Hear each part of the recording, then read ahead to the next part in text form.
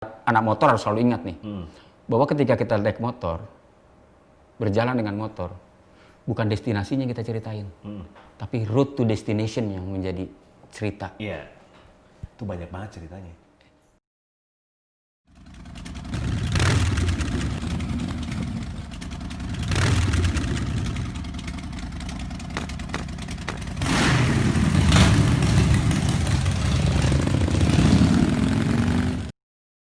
Let's talk and play in Discoverite Room. Discoverite Talks itu sebuah program kerja bareng antara Discoverite Magazine dan Baraka Film. Kita mengulas banyak hal dari narasumber-narasumber kita yang benar-benar banyak ngelakuin aktivitas positif terutama untuk masyarakat luas. Kali ini tamu gue paket komplit, jurnalis iya, anak motor iya, penjelajah iya, explorer iya, siapa dia? Om Gareng, apa kabar Om? Baik Don. Paket komplit banget kan bener kan? Satu lagi yang belum, videografer. Oh, videografer. Terus penjelajah. Penjelajah kalau yang suka kita canda-candaan penjelajah dunia gelap. Iya, jadi. Om, gimana Om aktivitasnya Om selama masa corona? Nggak ngapa-ngapain sih. Serius? Nggak, beberapa ada project video gitu. Tapi bukan di luar hobi gue kan. Iya. Kalau itu hobi gue kan naik motor. Tapi Yeah. selama naik motor, gue justru yang memviralkan tuh. Memviralkan sampai di komunitas-komunitas motor, terutama anak adventure dan trail itu, kalau di saat PSBB ada yang main, mereka celutakannya gini, domelin Gareng loh. Atau dikasih videonya Gareng. Karena kan gue bikin satu video yang mengajak teman-teman untuk sadar. Sebenarnya sebelum pemerintah aware waktu itu, gue pertama menulis sebuah status di sosial media gue dan kemudian di quote sama detik.com. Itu bulan Februari akhir ya kalau nggak salah ya? Iya, Februari, pokoknya baru-baru banget pemerintah belum masih baru ada di Bogor. Waktu di Depok itu langsung gue bikin bahwa hindari teman-teman untuk touring bersama. Itu. Tapi kemudian beberapa temen gue lihat di status sosialnya masih main ke atas gunung dengan asumsi mereka kalau ke atas gunung kan gue main sendiri, teman-teman gue sehat, gue gak ketemu orang, ketemu cuma pohon doang. Tunggu dulu, gue bilang jangan seegois itu, gue bilang. Jadi makanya gue buatlah dalam bentuk audiovisual waktu itu, dan itu yang lebih ke akar rumput, lebih masuk lagi. Tapi kan bicara hobi lu nih Om, hobi lu yang motor gitu kan kelihatannya akhirnya sangat segmented Om. Iya. Lo akhirnya menggeluti benar-benar adventure motorcycle kan. Sebenarnya apa sih Om yang kasihkan apa sih sebenarnya yang lo rasain Om pada saat terus lo menjelajah di atas motor, belusukan, capek udah pasti. Udah pasti. Badan remek udah pasti. Gitu kan. Kasihkan apa sih Om yang lo ngubar sebenarnya Om? Gue kan naik motor dari SD ya. Gue dari SD tuh naik motor dan semua gue kendaraan otodidak. Oh, pelanggaran lo berarti kalau dari SD Om belum ada Iya. SIM? Iya, nggak ada SIM gue dulu naik motor. Sampai gue nganterin bokap gue kerja tuh. Jadi gue cara gue untuk mendapat SIM orang tua, gue nganterin nyokap, nganterin bokap, nganterin kakak gue gitu kan. Jadi kayak gitu. Begitu juga dengan mobil. Nah, aspal itu udah terlalu biasa buat gue gitu. Bahkan gue tuh dulu kalau naik motor bisa sampai sambil tidur gitu. Zaman kecil terus ikut trek-trekan gitu. Jadi sampai teman gue bilang tuh Gareng tuh naik motor kayak orang makan nasi, nggak ada keselaknya gitu udah. Jadi, nah gue kemudian suka di trail yang unstabil, ya kan? Gubrak gabruk, semuanya bergerak gitu. Gue seneng. Akhirnya ya gue ambil trail. Lalu selain itu adalah dengan trail gue bisa masuk ke daerah-daerah yang nggak banyak orang bisa masuk. Gue nggak perlu jalan kaki nggak seneng gue. Naik gunung itu gue nggak seneng. Nah itu tadi menarik ya Om ya. Jadi lo masuk ke satu daerah yang orang jarang masuk. Berarti kan lo akhirnya nemuin kehidupan masyarakat yang mungkin nggak banyak orang bisa tahu dan bisa lihat langsung kan. Nah kayak gitu tuh pengalamannya kayak gimana Om? Gini, kalau untuk diri gue sendiri, gue bisa mensyukuri arti hidup. Bahwa kalau gue bilang, wah gue kurang nih, gue nggak punya, nothing man. Ada orang yang kemarin lu lihat di situ. Jadi lu harus terus bersyukur gitu terhadap kondisi lu. Jadi hal yang paling rendah dalam sebuah kehidupan gitu ya, kebutuhan kehidupan gitu, gue tahu. Dan hal apa sih sebenarnya dibutuhkan untuk manusia untuk hidup itu sebenarnya, itu gue tahu. Jadi gue nggak cuma ngeliat apa yang ada di kota.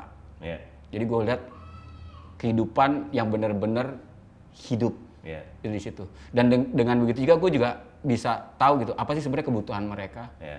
Dan gue kemudian ngajak teman-teman bermotor untuk coba jalan ke sana. Iya.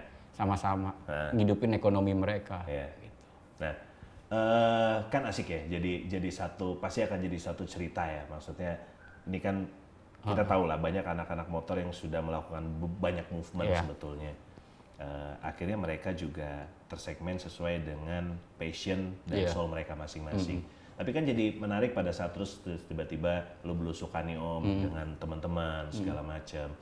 Selain memang lu bisa langsung lihat langsung bagaimana masyarakat lokal, masyarakat setempat di sana, kita bisa ngerasain lah ya, gimana benar-benar local wisdom tuh, gokil banget kan. Hebat banget.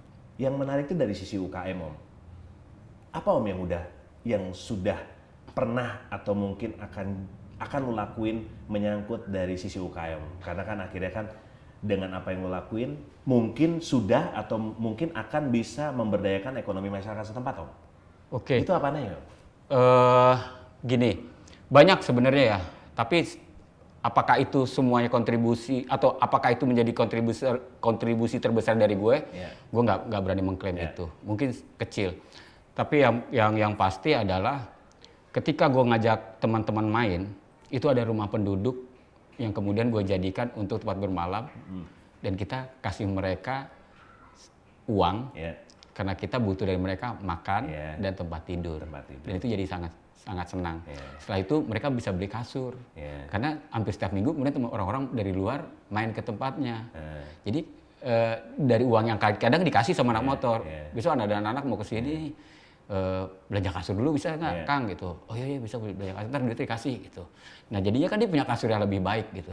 Selain ada kasur yang selalu digulung untuk tamu aja gitu. Tapi kan dia bisa beli buat anaknya segala macam. Itu asik ya Om. Maksudnya memang akhirnya digital media punya peran yang gede banget ya. Ya gue ngeliat lah beberapa postingan lu di Instagram nih Om, lu dengan beberapa teman, termasuk juga dengan beberapa public figure ya kan, lu jalan segala macam. Akhirnya ya orang lihat, terus orang terinspirasi aja gitu. Anjir ini Gareng ada di mana? Gue pengen ke sana. Nah, itu kan juga itu yang menurut gue bisa menginfluence. Iya benar. Itu bisa menginfluence dan akhirnya activity lo bisa jadi inspirasi buat banyak orang kan Om. Nah, analogi lo tentang Indonesia gimana? Indonesia kan sudah berapa kali nih Om ya menjelajah Indonesia terutama. Indonesia yang belum, gue cuma Irian Jaya gue. Oh iya? Iya. Lainnya Udah. Yang paling keren di mana Om? Semua sih ya keren.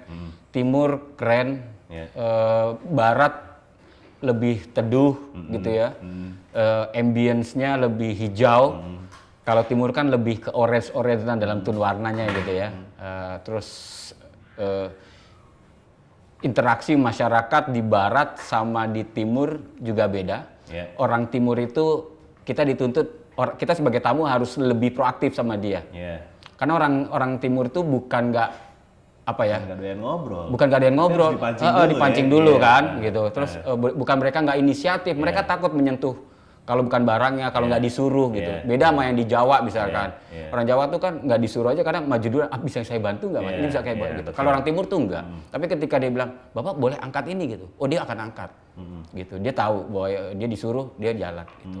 Nah, kalau kita nggak punya perspektif tentang local wisdom, kita jadi sempit banget memandang Indonesia. Kan banyak orang yang mungkin nggak tahu nih Om ya, atau mungkin belum tahu lah. Aktivitas ini lo mulai dari kapan sih Om Gareng sebenarnya Om?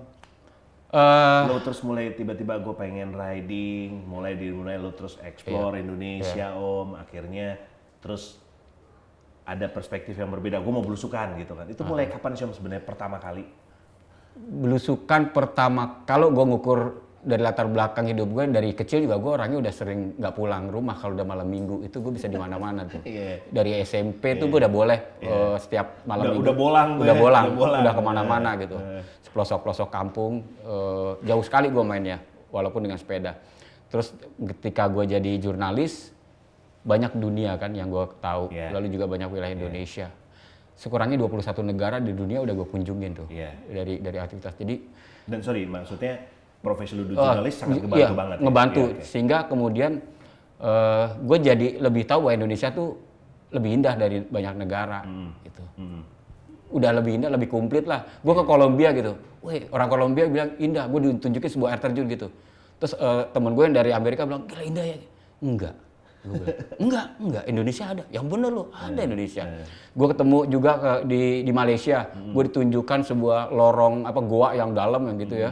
Terus kita ada sungai yang bening banget gitu. Orang Rusia terkagum-kagum, temen gue orang Inggris juga terkagum-kagum. Wah gila negara ini. Lu kagum nggak? Enggak.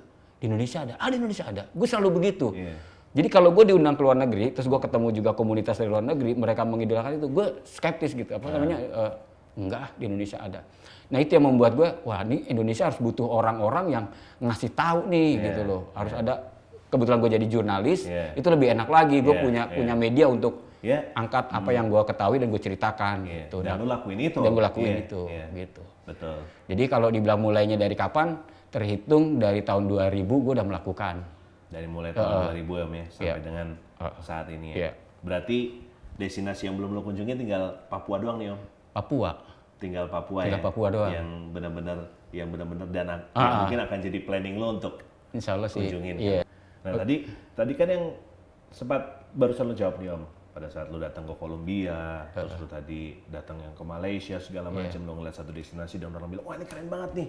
Terus lo bilang, dengan entengnya lo bilang, enggak, biasa aja. Itu kan sebenarnya kan agak-agak ini kan Om ya, itu karena memang berbeda banget atau gimana? Enggak, emang biasa aja.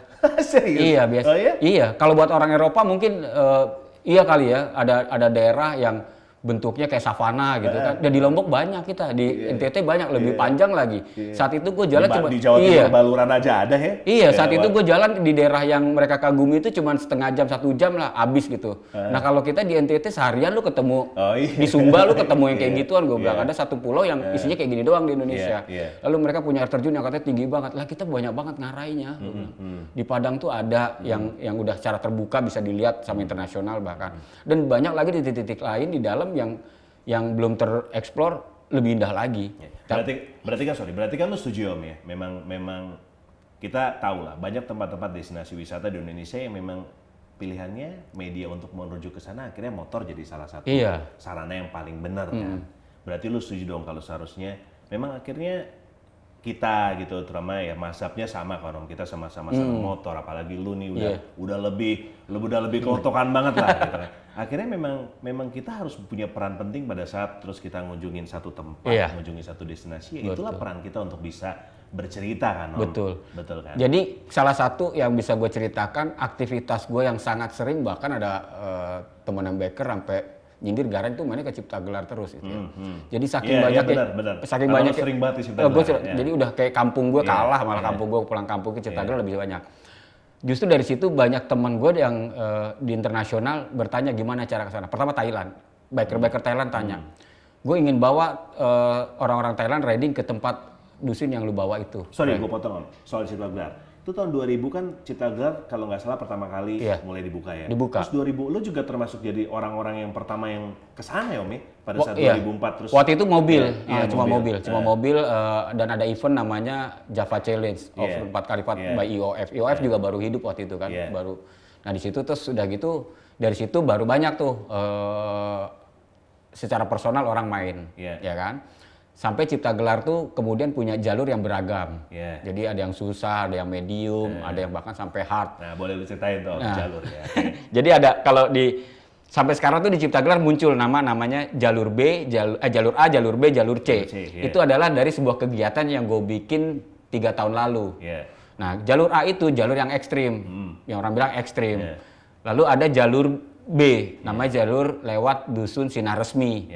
Ya so-so lah, ada off-roadnya sedikit, medium. Lalu ada lagi yang C, jalur Gunung Bongkok. Jadi bahkan orang Cipta Gelarnya, kalau dia ditelepon sama tamu dari luar, Bapak mau pakai jalur A, B apa C? Bapak lewatnya C aja gitu. Seolah-olah tuh orang tahu aja gitu, jalur C itu buat yang disebut Gunung Bongkok gitu, jalur Gunung Bongkok. Padahal enggak, padahal itu adalah gue yang mengucapkannya untuk mengklasifikasi rute sesuai dengan kemampuan, skill pengendaranya dan jenis motor apa yang bisa lewat situ. Itu kan. Lalu setelah itu sebenarnya ada lagi jalur D. Jalur D ini jalur pembunuhan itu. Oh ya? Iya, jalur pembunuhan. Kenapa? Karena benar-benar lewatin hutan primer Gunung Halimun. Dan nggak semua anak yang pinter naik motor punya fisik baik, itu bisa 100% sempurna lewat situ. Jalur D itu. Iya, jadi banyak unsurnya lah, banyak faktor X-nya yang bisa menggagalkan. Iya. Jadi lu bisa terbunuh di situ bisa. Oh ya? Bisa terbunuh di situ. Tapi lu udah pernah lewat ini? Pernah. Pernah dan sukses sampai ke Cipta Gelar? 20 jam untuk jarak 30 km.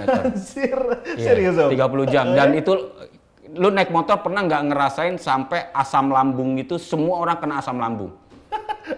Iya, jadi kita keluarin energi yang lebih sementara nggak ada yang isinya, nggak ada asupan. Jadi asam lambung semuanya. Ya. Sampai mual bener terasa. Sampai mual. Sampai itu ada temen yang hujan rintik-rintik tuh dia mangap gitu kan.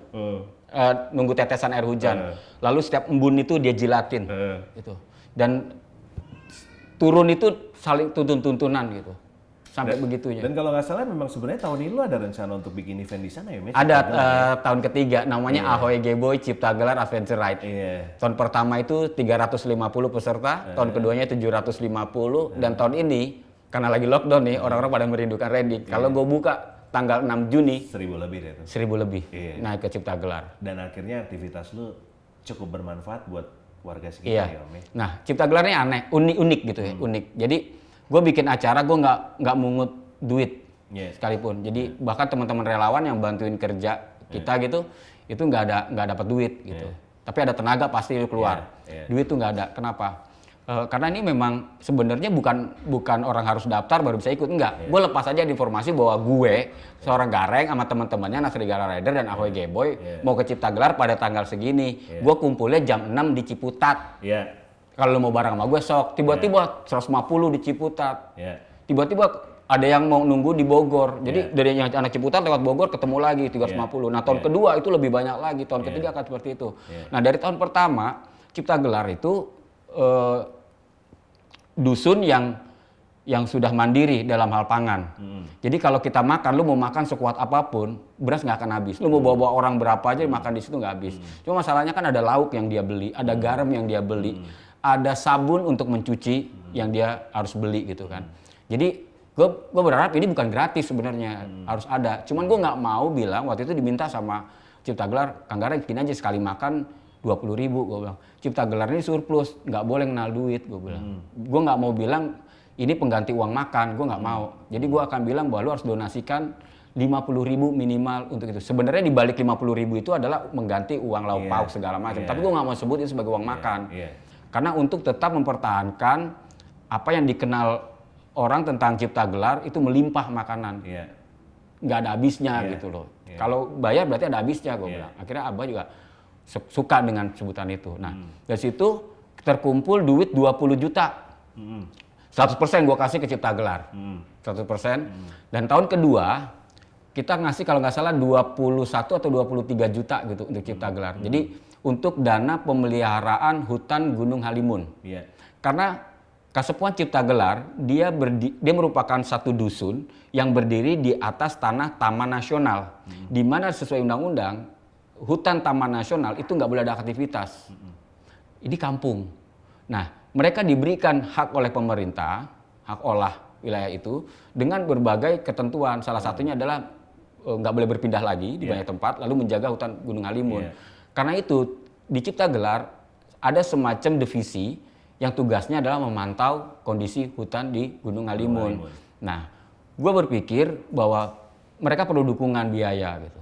Jadi waktu itu Ahoy Geboy Cipta Gelar Adventure Ride gue bawa, lalu dari hasil tahun kedua ya? Tahun kedua, gue kasih 21 juta tuh ke Abah. Bah ini buat uang dana pemeliharaan Gunung Halimun gitu. Dan itu hasil dari penjualan kaos. Dan kaos yang gue jual hanya bisa dibeli di Cipta Gelar. Gitu. Sisa kaos yang tidak bisa dibeli di situ di scratch. Walaupun orang banyak mau, gue beli deh, gue gak bisa ikut, gue beli kaosnya buat cindera mata gue bagus desainnya, nggak bisa scratch. Jadi Cipta Gelar itu dapat duit dari orang-orang yang memang hari itu ke Cipta Gelar. Jadi alam yang membuat lu datang ke Cipta Gelar itu alam. Karena alam butuh dukungan lu untuk kasih duit sehingga dia bisa lestari. Jadi bukan yang di rumah terus lu ngasih, enggak. Kalau yang di rumah lu alam nggak butuh, karena lu emang sebenarnya nggak butuh dia juga. Buktinya lu di rumah. Jadi mereka yang nyumbang itu adalah mereka yang ke Cipta Gelar, mereka beli kaosnya, ya karena mereka butuh alam, jadi lebih dekat gitu, chemistry-nya lebih dekat. Lebih, ya itu tadi ya, maksudnya chemistry-nya, semua rasanya juga pasti lebih dekat. Lebih dekat gitu. Lu kan udah paket komplit nih Om, jurnalis iya, motoris iya, penjelajah iya. Apalagi Om mimpi lu terutama untuk, ya sekarang mau nggak mau suka nggak suka kita orang Indonesia Om. Apapun langkah kita walaupun sedikit ya memang kita pengen banget lah bisa bermanfaat untuk negara kita kan Om. Ada mimpi besar lu nggak Om ke depan? Gue pengen nularin kegiatan gue ini ke teman-teman yang suka motor, lebih banyak lagi gitu, menjangkau daerah-daerah terpencil. Lihat saudara-saudara kita yang ada di dalam situ. Kalau lu nggak bisa bantu, bukan lu yang bantu, tapi informasi lu udah cukup untuk bisa membantu dia gitu. Kita nggak perlu bawa duit, kita nggak perlu bawa barang karena kita pengen bantu orang. Nggak perlu, informasi adalah bentuk bantuan gitu loh. Betul. Nanti ada energi yang kuat yang akan dorong ke sana bantuannya. Kan terbukti kan Om? Iya. Lu udah lakuin sesuatu, terus orang, wih Gareng, apalagi terus lu bareng sama teman-teman lain, ada beberapa teman public figure gitu, wih Gareng kesini keren banget nih, akhirnya orang datang, gitu kan. Ya kita bisa jadi storyteller yang baik. Iya, ya kan. Betul. Selain itu apa lagi Om? Nggak banyak sih mimpi gue. Anak motor ya harus di motor kalau gue. Anak motor harus di motor. Jadi anak motor bukan cuma ngegosip di luar aktivitas motor gitu. Jadi banyakin bermotor sehingga lu akan terus mencintai dunia motor. Karena gini, sekali lu jalan dengan motor, cerita lu tuh 1000 kali. 1 kali jalan, 2 kali lu jalan, berarti 2000 kali punya jalan. motor ya lu harus jadi anak motor, jadi motor gitu kan. Gitu. Iya. Karena kalau lu cuma menceritakan motor, gue udah beli motor nih, tapi lu nggak ada story-nya waktu jalan, lu nggak bisa ceritain. Gue sekali jalan, cerita itu berulang-ulang lagi. Cuma nyeritain orang doang. Iya, nyeritain orang. Jadi kalau kita udah sama motor, kita akan bercerita tentang perjalanan kita, itu diulang-ulang bisa 1000 kali tuh nggak basi-basi. Apalagi kita sering jalan. Gue setuju tuh, maksudnya tadi makanya gue suka gitu kan, gue suka ngadirin orang-orang yang memang benar-benar punya sesuatu atau dia memang punya karya atau punya plan yang bisa paling tidak bermanfaat buat banyak orang kan, iya kan? Ya tadi lu bilang gitu ya, anak motor lo harus jadi anak motor. Mainin ya, motor. Lo harus memang main di motor pada saat emang lo ngedapetin sesuatu di atas motor, lo bercerita lah minimal. Iya, itu dia. Karena negara kita tuh kan gede banget tuh, lo dari barat sampai ke timur. Betul. Lo bisa nggak usah kayak aktivitas yang kayak gue yang mesti ke hutan untuk menemukan sesuatu yang membuat ironi gitu, yang membuat hati kita. Nggak usah ya, nggak usah. Lu jalan dari Jakarta sampai Bali lu lewatin Pantura aja. Kalau lu bener-bener naik motor, lu nggak setarnya buru-buru, terus ketemunya makan siang di restoran, setar lagi terus di hotel. Lu nggak begitu. Dengan begitu juga sensitivitas lu berkurang. Kalau lu jalan berhenti, lu ketemu orang di pinggir jalan yang dagangnya kecil, lu lihat kehidupan, ada penjual kelapa. Lu tanyain anak kecil yang lagi ingusan di pinggir jalan, "Dek, sekolah kok jam sekolah kok di sini ngapain?" gitu loh, ketemu. Kasih dia uang jajan. Anak-anak kecil di tengah jalan, ketika ada orang dari kota dengan motor yang membuat dia terpesona, terus pemiliknya mendekat, menegur dia, ngasih permen, nasihatin dia buat sekolah, itu sampai kiamat didengar itu. Yes, benar. Pesan gitu. Gue tuh dulu kecil pernah ada orang naik motor keren banget, motornya gini dari Jakarta datang, aku dikasih permen, terus dia ngomong aku suruh sekolah. Jangan-jangan pengalaman lo kali Om waktu itu. lo kan cerita gini, bisa jadi itu pengalaman lo kan Om? Iya. Gue ketemu orang keren banget nih gitu kan. Iya. Tapi benar Om, maksudnya selain itu kita juga harus berusaha untuk bisa menimbulkan empati. Ini kan sekarang kan tadi lo bilang banyak teman-teman, maksudnya banyak teman-teman yang melakukan perjalanan dari titik A ke titik B cuma sekedar perjalanan. Pada saat di perjalanan itu pun akhirnya reaksi dari masyarakat setempat negatif. Akhirnya kita yang memang benar-benar pengen berkendara yang asik, lo pengen bisa nikmatin, lo pengen bisa explore negara lo pengen. Iya, kita akhirnya kena imbasnya juga kan Om. Karena dari beberapa oknum yang pada saat melakukan perjalanan ada arogansi di situ. Sampai akhirnya masyarakat lihat, ini apaan sih nih? Jadi ketularan bikin semuanya. bising, bikin ini. Nah tapi kan akhirnya benar yang tadi lo bilang Om dan gue setuju. Anak motor lo tetap harus jadi anak motor. Tapi jadilah anak motor yang baik.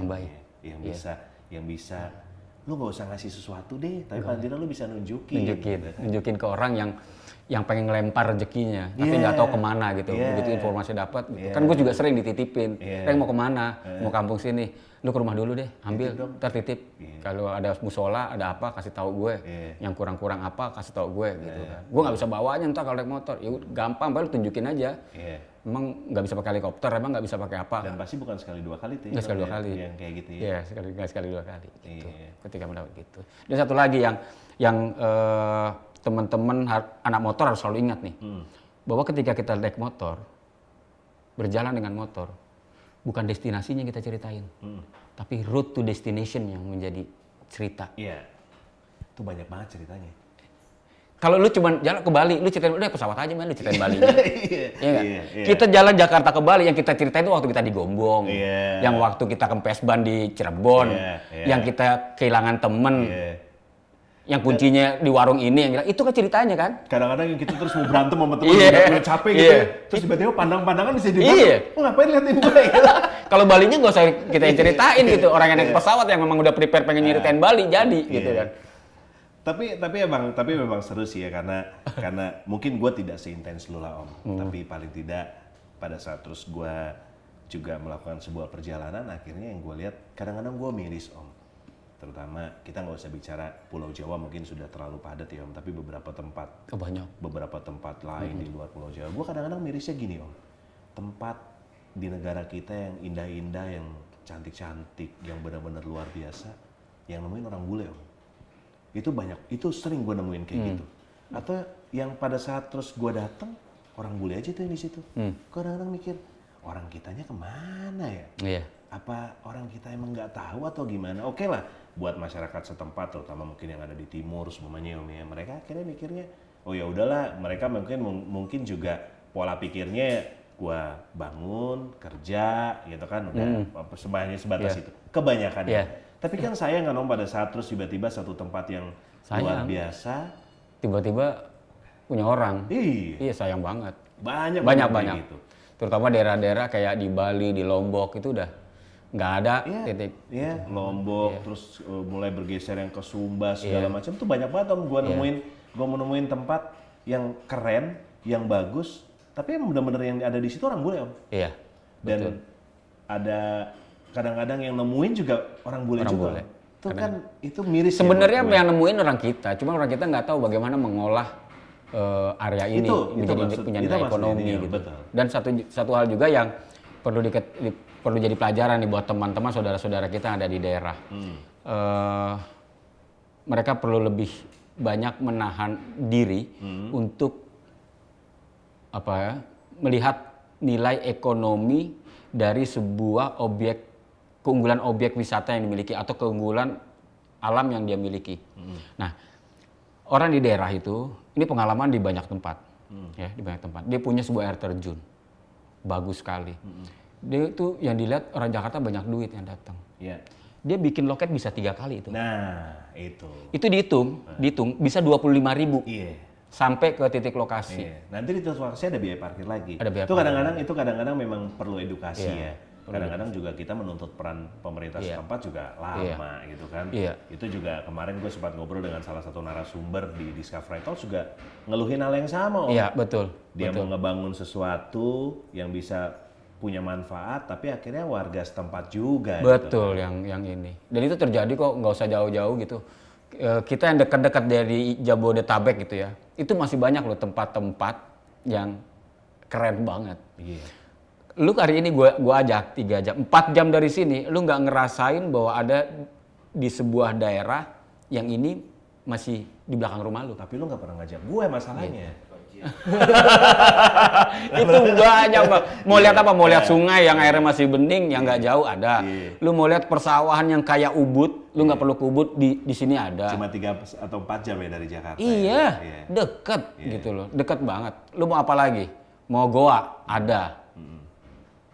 Jadi kita tuh kalau bilang gue udah semua destinasi Indonesia, nggak percaya gue, banyak banget. Tinggal lu mau atau enggak ya? Yes, betul sekali. Oke Om Garing. Sama-sama Don. Thank you banget. Sebenarnya itu ngomong-ngomongnya masih terbatas banget kan waktunya. Tapi gue senang Om bisa ketemu gitu kan, karena gue inget 2017 terakhir di Bali ya. Iya, waktu itu gue naik motor dari Jakarta. Iya, tiba-tiba gue ngeliat, wih, acara anak custom muncul tuh pendekarnya gitu kan. Tapi gue senang banget Om. Dan gue doain mudah-mudahan semua aktivitas lu bisa berjalan dengan baik. Thank you, Terutama kita Don. sehat-sehat Om ya. Thank you, di Don. masa pandemi ini. Selalu sehat, Thank you Om Gareng, makasih banyak sekali lagi. Cintai negeri dan tetap jaga Indonesia dari dulu sampai besok tetap seperti Indonesia yang kita kenal, yang indah. Itu baru namanya Om Gareng. Thank you teman-teman. Gua sudah ngobrol-ngobrol walaupun waktunya memang terbatas banget ya sama Om Gareng. Banyak cerita, banyak inspirasi yang bisa dihadirin. Sekali lagi, gue bersyukur banget karena di Discovery Talks gue ketemu banyak orang yang benar-benar bisa jadi inspirasi dan bisa ngebawa, terutama buat gue sendiri bisa ngebawa satu hal yang positif yang akhirnya gue juga kepengen untuk bisa, gue pengen dong seperti dia, gue pengen dong seperti dia. Next kita ketemu lagi di Discovery Talks berikutnya. Thank you.